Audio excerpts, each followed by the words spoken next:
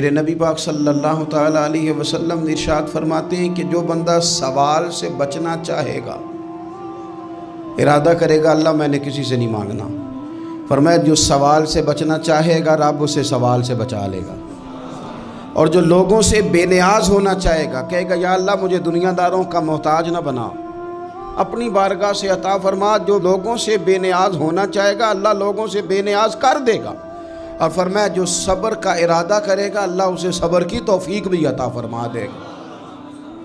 ارادہ تو کرے، پروگرام تو بنائے، توفیق تو اللہ دے گا۔ جو صبر کا ارادہ کرے گا اللہ صبر کی توفیق بھی عطا کر دے گا۔ اور حضور صلی اللہ تعالیٰ علیہ وسلم فرمانے لگے یاد رکھو کسی بندے کو جو بہترین تحفہ دیا گیا ہے نا، اگر کسی کو کوئی بہترین عطیہ ملا ہے تو پھر اللہ تعالیٰ نے اسے صبر عطا فرمایا ہے۔ یہ بہترین تحفہ ہے، اس سے زندگی سنور جاتی ہے، اس سے انسان باوقار اور مطمئن ہو جاتا ہے، اس سے اس کے شب و روز آسانی سے بیتتے ہیں، وہ دنیا کی پک ڈنڈیوں سے آسانی سے گزر کے اللہ کی بارگاہ عالی مرتبت میں سرخرو ہو کر حاضر ہو جاتا ہے۔ لیکن اگر بے حوصلہ ہو، صبر نہ ہو، پھر نقصان روز بروز بڑھتا ہے۔ اور پھر میرے رسول پاک صلی اللہ تعالیٰ علیہ وسلم ارشاد فرماتے ہیں کہ اصل بات یہ ہے کہ اللہ تعالیٰ نہ کسی بندے کا درجہ بلند کرنے کا ارادہ فرماتا ہے، لیکن اس کے اعمال اس طرح کے نہیں ہوتے کہ اس کا درجہ بلند کیا جائے۔ اب رب کیا کرتا ہے، اللہ تعالیٰ اس کو مال کی، جان کی، اولاد کی کسی مشکل میں ڈال دیتا ہے، اس مصیبت پر وہ بندہ صبر کرتا ہے تو اللہ تعالیٰ اس کا درجہ بلند فرما دیتا ہے۔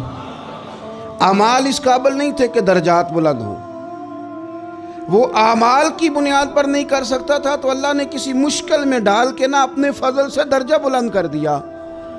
اب جو راہ طریقت کا مسافر تھا، جو سلوک کی منازل طے کر رہا تھا، جو اللہ رسول کے قریب جانے چاہ رہا تھا، اس کے لیے کتنی آسانی ہو گئی کہ مجاہدہ تو زیادہ نہ کر سکا، کثرت سے نفلی صوم و صلات کا بندوبست تو نہ کر سکا، تھوڑا سا صبر کیا، رب نے اپنا اور اپنے محبوب کا قرب عطا فرما دیا۔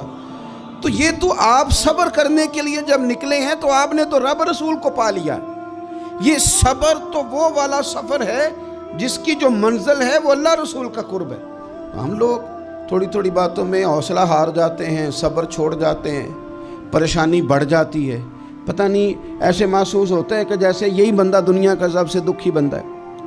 تو ایک تو یہ کہ ذاتی حیثیت سے صبر کرے، ایک یہ کہ پھر دشمن کا جب مقابلہ ہو، آمن نصبرو و صابرو، آپ کا جب مقابلہ سامنے کسی کے ساتھ ہو تو پھر تیر، تلواریں، اسلحہ، بندوقیں یہ نہیں زیادہ لڑتی، میدانوں میں حوصلے لڑتے ہیں، میدانوں میں صبر لڑتا ہے، میدانوں کے اندر توانائیاں لڑتی ہیں۔ میدان کربلا کے اندر کوئی مقابلہ نہیں تھا تیر کا تیر کے ساتھ، تلوار کا تلوار کے ساتھ کوئی مقابلہ نہیں تھا۔ میدان کربلا کے اندر ظلم کا صبر سے مقابلہ تھا۔ فتح کے ڈنکے یزید نے بجائے تھے، جشن ابن زیاد نے منایا تھا، لیکن قیامت تک اللہ نے جو فتح عطا فرمائی ہے تو وہ حسین ابن علی کے صبر کو عطا فرمائی، وہ سیدنا امام علی مقام کے صبر کو ملی۔ عزیز بھائی، صبر ہی ہمیشہ فاتح ہوتا ہے، صبر ہی جیتا کرتا ہے، صبر ہی کامیابیاں دیتا ہے، نتیجے صبر کے نکلتے ہیں، صبر کے حوصلے کے نتیجے ہوتے ہیں۔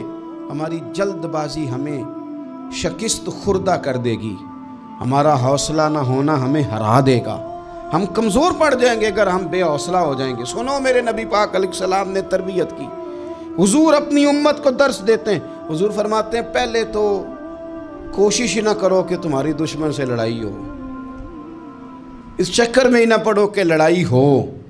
مسلمان امن والے ہیں، یہ پرامن لوگ ہیں، یہ امن پسند ہیں، یہ داعی امن ہیں، یہ معاشرے میں مومن ہونا امن کی علامت ہے۔ فرمایا پہلے تو یہ پروگرام ہی نہ بناؤ کہ تمہاری لڑائی ہو، اور فرمایا پھر اگر ہو جائے نا تو پھر صبر کے ساتھ مقابلہ کرو، پھر ڈٹ کے مقابلہ کرو، اور پھر یاد رکھو کہ یہ جو جنت ہے یہ تلواروں کے سائے میں ہے، जन्नत तलवारों के साए में तुम्हें मिलेगी, फिर डटना सीखो। पहले तो बात यह कि तुम ये इरादा ही ना करो लड़ाई, और अगर कभी हो जाए वो लोगों को बताओ कि हैं हम पुरअमन लोग, पर दीन के लिए खड़ा होना हो तो फिर हमसे ज़्यादा किसी को खड़ा भी नहीं होना आता, फिर हमसे ज़्यादा किसी के पास ताकत भी नहीं। हज़रत मौला अली शेर खुदा रज़ी अल्लाह ताला अन्हु के ज़माने में कुफर के साथ एक जंग हो रही थी, तो काफिरों ने ना जासूस भेजे कि यार पता तो करो मुसलमानों की तैयारी किस तरह की है। तो जासूस वापस जाके कहने लगा समझ कोई नहीं आई उनकी, वो तो राहब किस्म के लोग हैं, सूफी किस्म के लोग हैं, वो तो कटे हुए हैं दुनिया से, मुसल्लों पे बैठ जाते हैं, रात को तो लगता है दुनिया से ताल्लुक़ ही कोई नहीं, लेकिन सवेरे उठ के मैदान में तलवार लेके निकलते हैं तो लगता है इनसे बड़ा मुजाहिद ही कोई नहीं। ये अजीब लोग हैं कि रात को मुसल्ले पे बैठे तो लगता है कट गए दुनिया। ये सूफी लोग हैं, दरवेश हैं। यही मुसलमान की शान है। हो हल्का यारां तो बरे शम की तरह नर्म, रिज़्म हक को बातिल हो तो फौलाद है मोमिन, इधर आ सितमगर हुनर आजमाए, तू तीर आजमा हम जिगर आजमाए। हम तुझे अपना हौसला बताते हैं कितना, देख हमारे हौसले से टकरा के देख ये कितना ताकतवर और मजबूत है। तो अजीज़ भाई, अगर ज़िंदगी में आपको सब्र करना आ गया, मैं बड़े दिनों से ये उन्वानात बयान कर रहा हूँ, और आज तो खुसूसी तौर पर रमज़ान शरीफ के इस जुमे में मैं अपील करना चाहता हूँ आपसे कि कमज़ोर बातें करनी छोड़ दें, मायूसी के जुमले अपनी ज़िंदगी से निकाल दें। हम मुसलमान हैं। आप बीमार हो गए हैं तो ये भी खुदा का फजल है, गुनाह माफ़ होंगे। अगर अल्लाह ताला ने फ़कीर बना दिया, गरीबी आ गई है, तो ये भी फजल है, अमीरों से पहले जन्नत में जाएंगे। अगर अल्लाह तबारक व तआला ने किसी जगह आपको मकान नहीं दिया और दूसरे को दे दिया है, तो आप वो लोग हैं जो अजीम सुन्नत अदा कर रहे हैं सैयदना बिलाल हबशी की। अगर किसी जगह कोई कमज़ोरी आ गई है, कोई पीछे रह गए हैं, तो ये खुदा का फजल है। अल्लाह ताला ने चाहा हमारे लिए जो फ़ैसला, तो हम उस पर राज़ी हैं। लेकिन अपनी ज़िंदगी में और शिकवे इतने बढ़ा लिए हमने, इतने बढ़ा लिए कि लोगों से शिकवे करते करते रब रसूल से भी शुरू कर दिए। ग़ुलाम भी कभी शिकवा करता है, आका का भी शिकवा होता है, बंदा भी कभी शिकवा करता है, रब का भी शिकवा होता है, ये भी कभी होता है। आप न माने पर यह शिकवा है कि मैं बड़े डॉक्टरों के पास गया हूँ, आराम नहीं आया। न माने पर यह शिकवा है मैंने कभी किसी को सताया तो नहीं, पर मेरे हालात नहीं ठीक होते। आप न माने पर यह शिकवा है कि फ़लाने के पास दौलत ज़्यादा है, उसने पता नहीं वो आगे निकल गया और मैं पीछे रह गया। न माने पर यह शिकवा है। किससे कर रहे हो? रब रसूल से। ओ हस बोले ते ओदी मेहरबानी, असां ते लाड ही लड़ावने ने। किससे शिकवा कर रहे हो? खुदा के बंदो, गुलाम गुलामी करते हैं, शिकवे करते हैं कोई। हज़रत उम्मे सलमा रदी अल्लाह ताला अन्हा, शौहर का नाम है अबू सलमा, बेटे का नाम है सलमा। कहती हैं मैं, मेरा शौहर, मेरा बेटा, तीनों, छोटा बेटा मेरा, हम निकले मक्का मुकरमा से मदीना तैयबा जाने के लिए। एक की बेटा है, ख़ानदान जमा है, शौहर की गोद में बेटा, ऊँट के पीछे मैं। फरमाती हैं मदीने की सरहद आ गई तो मेरे मेके वाले आ गए, कहने लगे अबू सलमा नहीं ले जाने देंगे मदीने अपनी बेटी को। मैंने कहा मैं मुसलमान हूँ, मैं तो अपने शौहर के साथ मदीने जाऊँगी। उन्होंने कहा नहीं जा सकते, तूने जाना है तो जा, हमारी बेटी नहीं जाएगी। ज़बरदस्ती मुझसे उन्होंने मुझे मेरे शौहर से अलग किया। कहती हैं फिर मेरे शौहर के कबीले वाले आ गए, वो कहने लगे अगर तुम अपनी बेटी को नहीं ना जाने देते तो ये जो हमारा पोता है ये हमारी नस्ल है, तुम्हारा नहीं, इसे हम नहीं जाने देंगे। वो बच्चा अपनी तरफ खींचते थे, मैं अपनी तरफ खींचती थी, मदीने की सरहद पे। ये झगड़ा ज़मीन के लिए नहीं हो रहा, मकान के लिए नहीं हो रहा, हुजूर के मदीने जाने के लिए हो रहा, हुजूर के मदीने जाने के लिए हो रहा, मदीने जाने के लिए हो रहा। लंघ कई महीने ते बरस गए ते तेरी दीद नूं दीदे ही तरस गए। उन्होंने बच्चा खींचा, मैंने अपनी तरफ खींचा, मेरे बच्चे का बाजू उतर गया। फरमाती हैं मेरे शौहर मदीने चले गए, बेटा मेरा मेरे ससुराल वाले ले गए, मुझे मेके वाले ले गए। आज भी कुछ सियाने बंदे कहते हैं इसको निकाल दो और बच्चे छीन लो। उनका भी ख्याल था कि बेटा ले जाएंगे ना तो अबू सलमा भी मदीने से वापस आ जाएगा, ये भी वापस आ जाएगी। और यार اتنا بڑا بھی ظالم کوئی نہیں ہوگا جو ماں باپ سے بچے جدا کرے۔ فرماتی ہیں کہ وہ لے گئے چھین کے، میں میکے چلی گئی، لوگ روٹی کھاتے تھے، میرے حلق سے نہیں گزرتی تھی۔ زمانہ سویا کرتا تھا، میں سو نہیں پاتی تھی، بیٹا کہاں، شوہر کہاں، میں کہاں۔ ام سلمہ کتنی دیر تکلیف کاٹی؟ جناب ام سلمہ کہنے لگی لوگوں 1-2 دن نہیں، پورا سال بیت گیا، پورا سال، پر جے سونا ہی میرے دکھ وچ راضی، جے سونا ہی مارو مینو مار مکاؤ، میں کوئی عذر نہ پیش لے آواں، او جے سونا ہی میرے دکھ وچ راضی، پھر سکھ نو چلے ڈاواں۔ فرمایا سال بیت گیا، لوگ صبح اٹھ کے کام کاج پہ لگ جاتے، کپڑے بدلتے، ڈیوٹیاں کرتے، اور میں سویرے اٹھ کے اس جگہ آ جاتی جہاں میرا شوہر اور میرا بیٹا بچھڑا تھا۔ میں سارا دن روتی، آہوزاری کرتی، حضور کے مدینے کی طرف منہ کر کے میں تڑپتی۔ سال بیت گیا، سال، 1 ہفتہ نہیں نکلتا بچوں کے بغیر۔ بڑے بڑے سیانے لوگ پردیس جاتے ہیں تو بچوں کی فوٹو دیکھ دیکھ کے روتے ہیں، لیکن کہتی ہے ماں تھی، بیٹا بچھڑا اور پھر بیٹا بیمار ہو اور ماں سے جدا ہو، کتنی تکلیف کا منظر ہے۔ آپ فرماتی ہیں کہ 1 سال بیت گیا اور میں نے کسی کی منت نہیں کی، میں نے کوئی شکوہ نہیں کیا، اس لیے کہ جس حال میں رب و رسول رکھے۔ یہ حوصلہ، یہ صبر، یہ توانائی 1 سال کے بعد میرے چچا کا بیٹا میرے پاس سے گزرا، تڑپتے دیکھ کر کہنے لگا میری بہن تو سارا دن روتی رہتی ہے۔ تو میں نے کہا بھائی تمہیں کیا بتاؤں، اس کا شوہر چلا جائے، بیٹا جدا ہو جائے، وہ کیا کرے گی؟ فرماتے اس نے جا کے میرے باپ سے، اپنے والد سے، میرے خاندان والوں سے کہا اس کی سزا کب ختم ہوگی؟ اس غریبنی کا قصور یہ ہے کہ یہ مدینے والے کا کلمہ پڑھتی ہے، اس کی غلطی یہ ہے کہ یہ مسلمان ہو گئی ہے، دین حق قبول کر لیا، کیوں نہیں تم خیال کرتے؟ کہتے ان کے دل نرم ہوئے، وہ رضامند ہوئے مجھے مدینے جانے پر اس نے کوشش کی میرے سسرال پیغام بھیجے، کب بس کرو، اور بچہ تو چڑیا کا جدا ہو جائے تو وہ تڑپا کرتی ہے، اور تم نے ایک جیتی جاگتی ماں کا بیٹا جدا کیا ہے۔ وہ بھی نرم ہوئے، رب نے اسباب بنائے، میرا بیٹا مجھے ملا۔ کہنے لگے تو رہ جا، میں نے کہا نہیں، تم مسلمان نہیں ہو، تمہیں پتہ نہیں نا، میں یہاں نہیں رہ سکتی، مجھے مدینہ ہی جانا ہے۔ اکیلی اتنا سفر، جنگلوں کا رستہ، پہاڑی رستہ طے کر لو گی؟ میں نے کہا میں کر لوں گی۔ جنہوں ویک کے ٹھر دیاں اکھیاں نے تو جنہوں ویک کے ٹھر دا سینہ ہے، ربا تیری ساری خدائی ایک کی تے شہر مدینہ ہے۔ کہتی میں اونٹ پہ بیٹھی، بیٹا میں نے گود میں بٹھا لیا، میں سفر کرنے لگی، پر دل میں کھٹکا تھا کہ اتنا لمبا سفر، بیٹا چھوٹا ہے، کیسے کروں گی؟ کہتے مجھے عثمان بن طلحہ مل گئے، کہنے لگے کہاں جا رہی ہو بہن؟ میں نے کہا مدینے۔ کہنے لگے اکیلے جاؤ گی؟ میں نے کہا جانا تو ہے نا، کوئی ساتھ چلے نہ چلے پر شہر رسول تو جانا ہے نا۔ آپ فرماتی ہیں میں نے عثمان بن طلحہ سے نیک بندہ کوئی نہیں دیکھا، میرے اونٹ کی لگام تھام لی۔ جب مجھے اونٹ پہ بٹھاتے تھے نا، اونٹ بٹھا کے چلے جاتے تھے، میں بیٹھ جاتی تھی تو آ کے لگام تھامتے تھے۔ جب کہیں مجھے اتارتے تھے تو اونٹ بٹھا کے چلے جاتے تھے، میں اتر جاتی تھی تو اونٹ کو باندھتے تھے۔ سونا ہوتا تھا تو اونٹ بٹھا دیتے، میں اتر جاتی، وہ دور جا کے لیٹ جاتے۔ فرماتی تھی پھر میرے لیے میرے رب نے اسباب پیدا کیے اور میں مدینہ پہنچی، میں شوہر سے ملی، اور لوگوں میرے نصیب دیکھو، میں رہنے کہاں لگی؟ حضور کے مدینے میں، شہر رسول میں، شہر رہ پائے نظر ہوش میں آ، یہ کوہ نبی ہے، میں حضور کے حرم کی زمین اور قدم رکھ کے چلنا، ارے سر کا موقع ہے او جانے والے، مدینے کے خطے خدا تجھ کو رکھے، غریبوں فقیروں کے ٹھہرانے والے۔ کہتی ہے میں وہاں بسنے لگی۔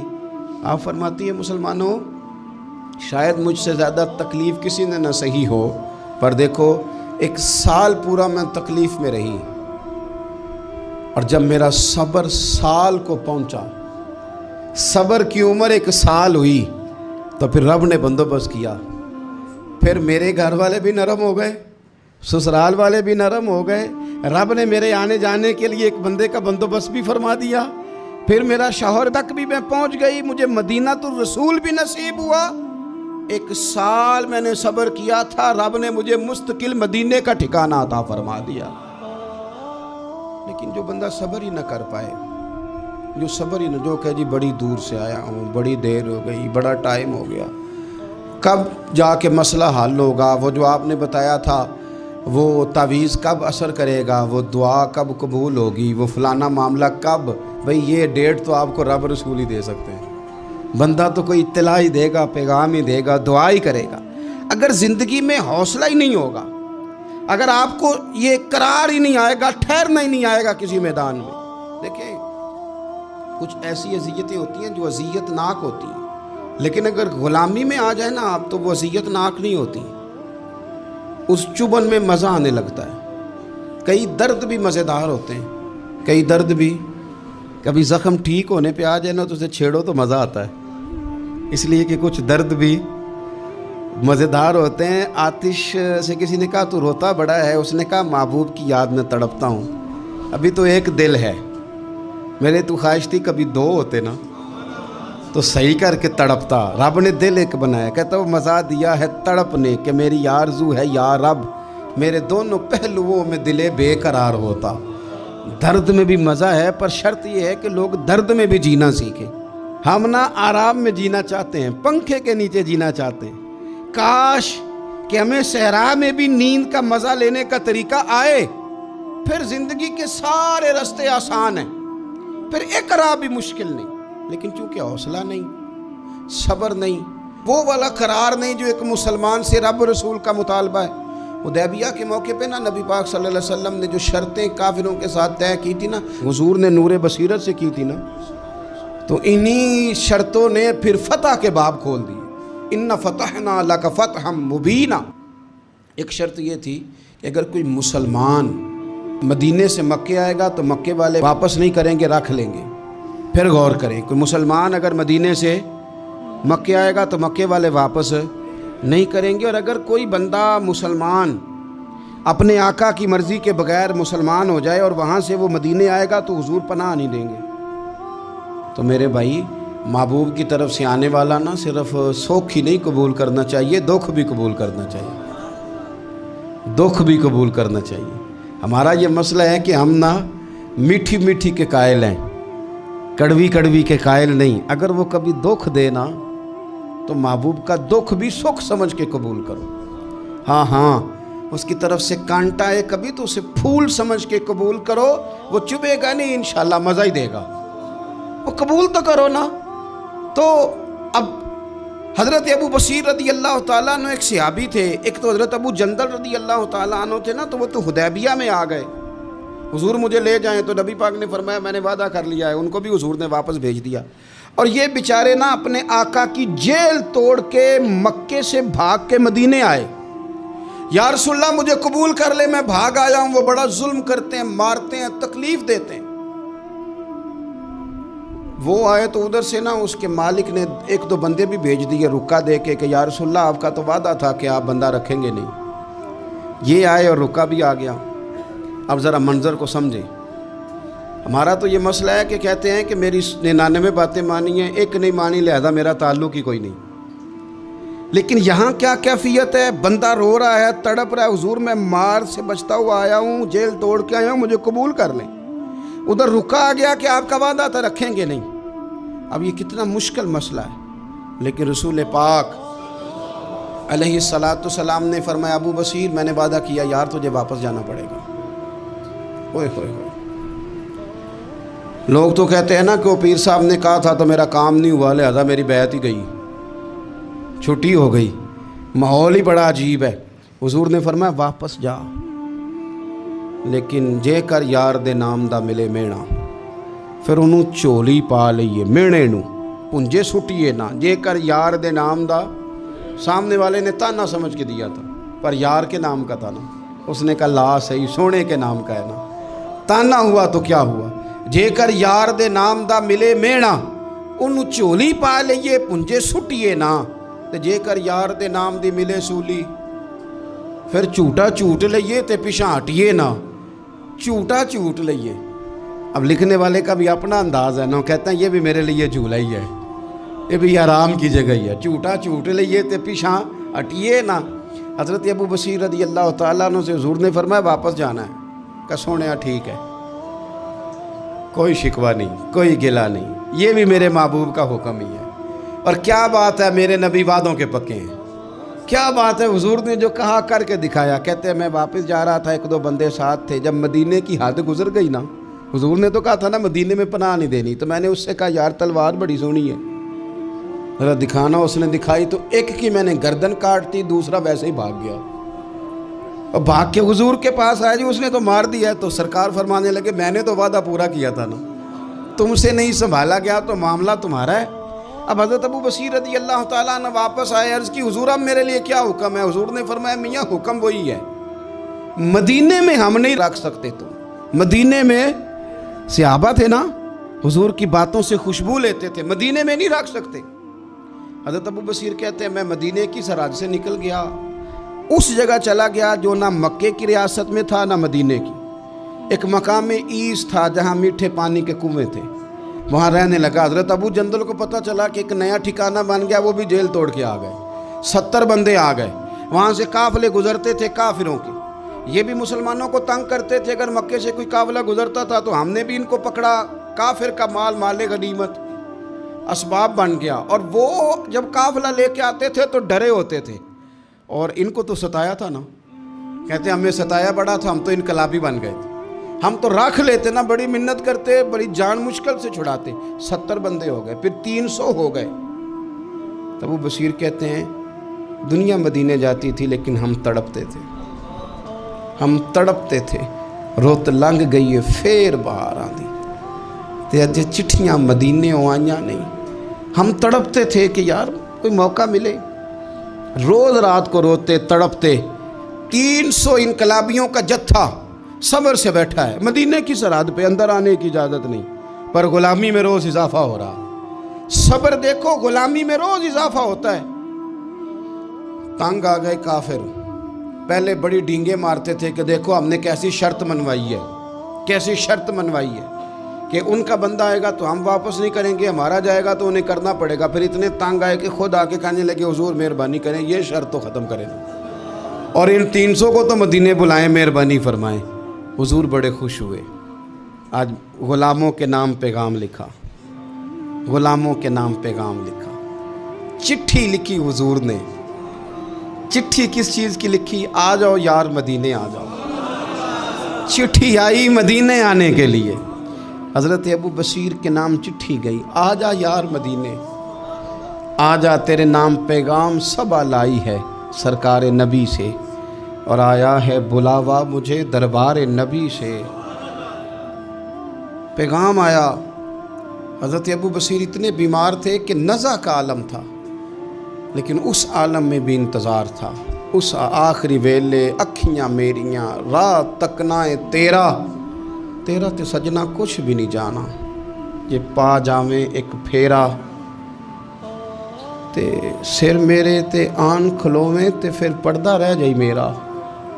سوکھا نکلے صاحب ظہوری یہ ویخ لوے مکھ تیرا. حضرت ابو بصیر کو نا وہ رکا گیا. حضور کی چٹھی گئی تو یوں چٹھی پڑی. حضور نے فرمایا آ جا نا، رستہ کھل گیا ہے، تو آ جا. کھل گیا رستہ. دعا فرماؤ مدینے کے رستے کھل جائیں. کرو نا یار دعا مدینے کے رستے کھل جائیں. کچھ ایسے ہیں جنہوں نے سارے دکھ سنانے ہی مدینے جا کے ہوتے. کچھ لوگ ایسے ہیں جن کے دل اور کلیجے پھٹنے کو آ گئے. دعا کرو رستے کھل جائیں. حضور نے فرمایا آ جا تیرا راہ کھل گیا. حضرت ابو جندل کہتے ہیں میں سرانے کھڑا تھا، حضرت ابو بصیر کے خط پڑھا، مسکرائے، اشارے سے کہنے کہ دیکھ میرے نبی کا خط ہے، حضور کی چٹھی میرے نام آئی ہے، پڑھنا. تو میں نے بھی پڑھی. پہلے روئے، پھر کلمہ پڑھا، پھر میرا ہاتھ تھاما، روح ہی پرواز کر گئی. ہمیشہ کے لیے، ہمیشہ کے لیے. وہ ظاہری جسم کے ساتھ تو مدینے نہ پہنچے، پر قبر میں گئے تو مدینے والے کی زیارت نصیب ہو. قبر میں حضور کی زیارت نصیب ہو گئی. قبر میں حضرت ابو جندل کہتا ہے میں نے جنازہ پڑھا، اور اسی مقام پہ جہاں انہوں نے انتظار کیا تھا نا، وہ مقام میں انتظار ان کا مزار بنا. مزار کے ساتھ مسجد بنی. مسجد کا نام مسجد ابو بصیر رکھا گیا.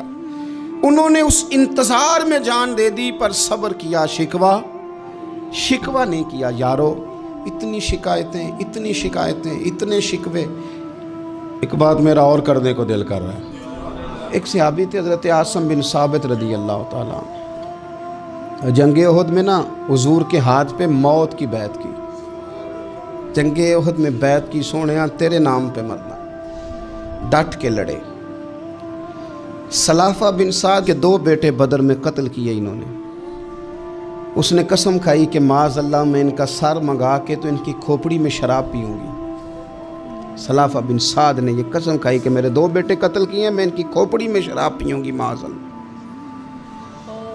एक कबीला गज़ील था, उन्होंने उहद के बाद हुजूर से कहा कुछ कारी हमें दे दें, हमने कुरान सीखना है। तो नबी पाक ने कुछ बंदे भेजे, तो आसिम बिन साबित को भी भेजा, लेकिन उन्होंने धोखा किया। वहाँ जाके इनको गिरफ़्तार कर लिया। जब गिरफ़्तार करके मक्के वालों के हाथ बेचने लगे तो हज़रत आसिम बिन साबित ने तलवार निकाल ली। फरमाने लगे मैं काफिर का कैदी हो के जीने से बेहतर है शहादत की मौत मर जाऊँ। काफिरों का कैदी लड़े और फरमाने लगे मेरे कमान में तीर बाकी है, मैं लड़ूंगा और इतना लड़ूंगा कि तुम्हें पता चलेगा मुझे लड़ना आता है। और फरमाया मैं सब्र करूंगा और सब्र करके दिखाऊंगा, मैं डटूंगा और तुम्हें डट के। अकेला बंदा मैदान में डट गया, अकेला।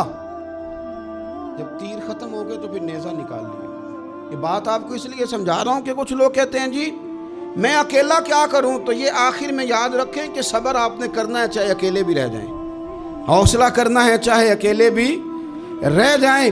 अकेले लड़े, तीर खत्म हो गए तो नेज़ा निकाल लिया, खूब लड़े। अब उसने कसम खाई थी कि मैंने इनकी खोपड़ी पे माज़ अल्लाह खोपड़ी मंगानी है, सर मंगाना है। और ये जो ले जा रहे थे धोखे के साथ, ये भी बेचने ले जा रहे थे। तो जब थक गए ना और चारों जानिब से जिस्म में तीर पे वस्त हो गए तो दुआ मांगी। अकेला बंदा और सब्र का मकाम, दुआ मांगी, कहा अल्लाह मैंने आखिरी दम तक तेरे दीन की हिफाजत की है, अब तू मेरे जिस्म की हिफाजत करना, इनके हथे ना चढ़ जाए मेरा जिस्म। हज़रत आसिम बिन साबित रज़ी अल्लाह तआला अन्हु शहीद हो गए। काफिर करीब गए जिस्म पकड़ने के लिए, गिरफ्तार करने के लिए, सर काटने के लिए, तो शहद की मक्खियाँ आ गई, पूरे जिस्म पे कब्ज़ा कर लिया। करीब जाते तो मक्खियाँ लड़ती, कहने लगे पीछे हट जाओ, शाम होगी ना तोड़ जाएंगी, फिर हम सर काट लेंगे। शाम तक चारों जाने बैठे रहे, ना कोई हवा आई, ना कोई बादल बरसा, ना कोई तूफ़ान आया। शाम को इन्होंने उठाना था, एक रेला आया पानी का और जनाब आसिम बिन साबित की लाश मुबारक को बहा के ले गया। मेरे रब ने उस मैदान में भी ये बतलाया कि जो सब्र करे ना, रब उसके जिस्म की भी हिफाजत फरमाया करता, कि जिस्मों तक की आखिरी दम तक अल्लाह की मदद उनके सामने हाल रहते। रब्बना अफ़रिग़ अलैना सब्रम व सब्बित अक़दामना फंसुरना अलल कौमिल काफ़िरीन। आखिर दावा या अनिल हम्दुलिल्लाहि रब्बिल आलमीन।